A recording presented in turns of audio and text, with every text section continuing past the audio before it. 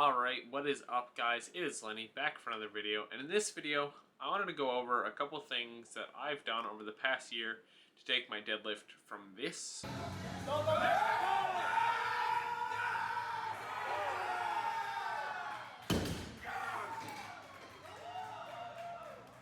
to this. Come on!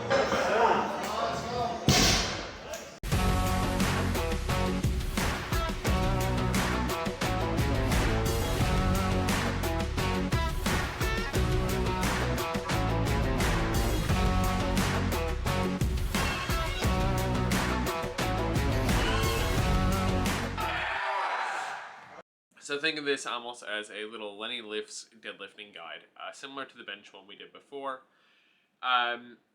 Keep in mind, I'm not a coach. I'm just a guy who power lifts.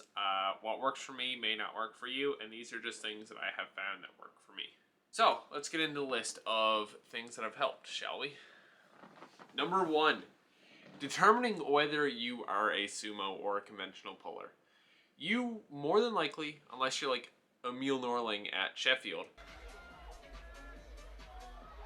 Oh, he's strong today, Joe. He's very strong today.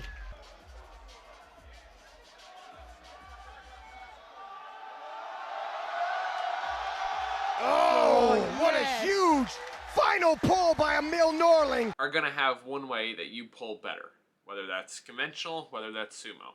Get yourself out of the mindset of sumo being cheating or conventional being... Actually, does anybody say anything bad about conventional?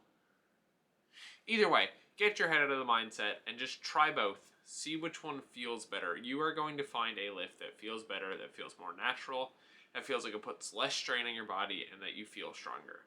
This is the deadlift stance that you should be using going forward. Now, it doesn't hurt to sprinkle the other one in. However, I'd always recommend just focusing on training whatever one makes you strongest. Tip number 2.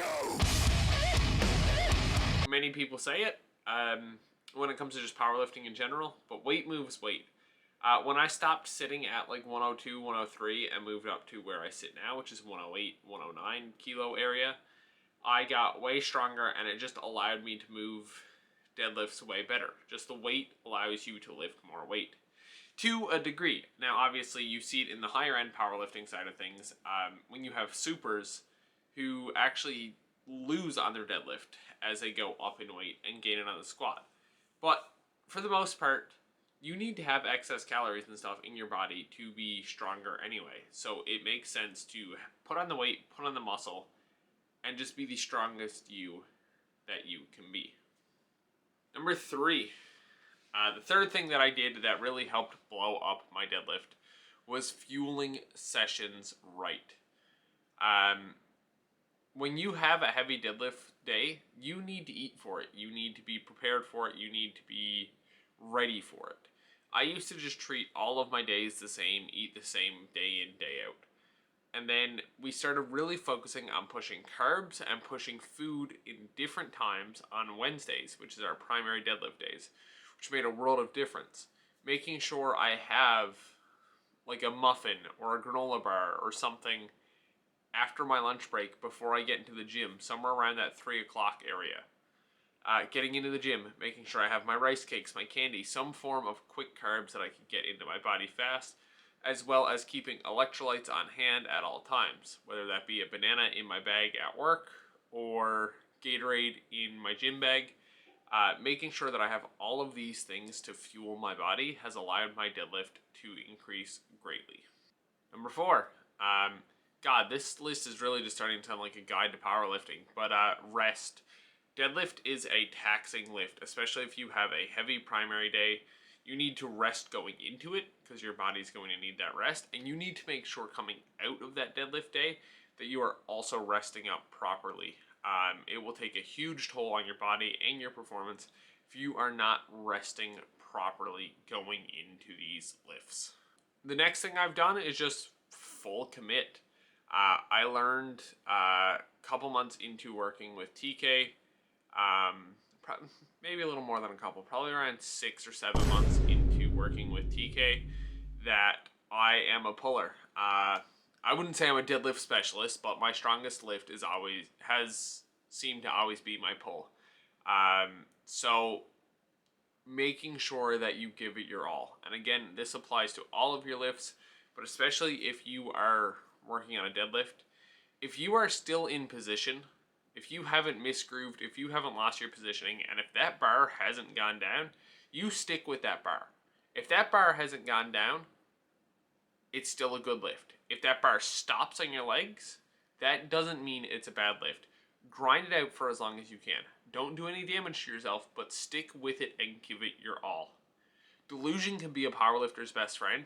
Tell yourself you got this. Tell yourself that your PR is 10 kilos higher than it actually is, and it'll make all your weights going up even higher. There was a point where coach looked at me a couple months ago and said, hey, I have you punched down your sheet right now as your deadlift PR being 10 kilos more than it is, so your numbers are going to be harder. And I went, okay, well, we'll just move them. And then because they moved, we get in that delusional headspace of, yeah, we got this. And sometimes delusion is okay. To quote a very wise man when it comes to powerlifting, you just got to get weird with it. Whether weird is delusional or weird is doing some weird form of setup, do what you got to do to make that weight move. And the last thing that we did that we have drove home is accessories. Rows, rows, rows, rows, and more rows. On my Wednesday, which is my back accessory day as well as my primary deadlift day, once I finish in class, it is rows. It is 2 sets of wide grip barbell rows, 2 sets of regular grip barbell rows, and a set of pronated grip barbell rows. Then I leave that. I go out front, I do some lat pull downs just to break it up a little bit, and then I immediately hit another row machine again, whether that's the plate loaded row or the row in the cardio room at reps, which is a cable stack row. I am hitting rows whenever, wherever I can. We've done some dead hangs to throw some stuff in to just work on grip and just work on stretching out my back.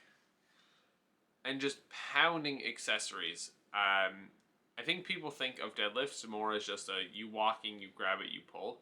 But there is a lot to it. Which is where my last tip comes in. Setup. Making sure that you have a setup that works for you and you consistently do every time. You need to treat your warm-ups like your openers and your openers like your warm-ups. Everything has to be consistent and moving the same. You need to lift with intent. You need to lift with everything being treated the exact same. It's no good to change your form up partway through. It's no good to change your form on your third. Again, you're not Emil Norling. We can't all do that. So you need to lift the same. You need to treat your setup, every setup for every rep. You need to make sure you are setting up the same. Find a setup that works for you. Whether that's you're going out and you're doing the whole weird sumo setup we've all seen the jokes about online. Whether you do a setup like me, whether you stretch out before you go in, whether you have to yell, whether you grip the bar a certain way, whether you roll it into yourself. Whatever it is, find what works for you. But once you find it, keep doing it. It's the same as everything. If you want it to get better, you need to keep doing it over and over and over and over and over again. Repetitions is what you need. You need to be pounding this stuff into your head. And repetitions, for another bonus one to throw in there, make sure you're putting in volume work on your deadlifts. A lot of people think of deadlifts as a go in, max out, go home type exercise. And while that's the case, and that's how we treat our Saturdays, which is our secondary deadlift days, and again, we don't max out, but we just go in and work up to singles, you need to be putting in the not fun stuff. Nobody wants to do deadlift sevens, but that's where the strength is built. So make sure you are doing your rep work. Anyway, that's everything I could think of to ramble on about for this video. Hope you guys enjoyed, and I will see you in the next one.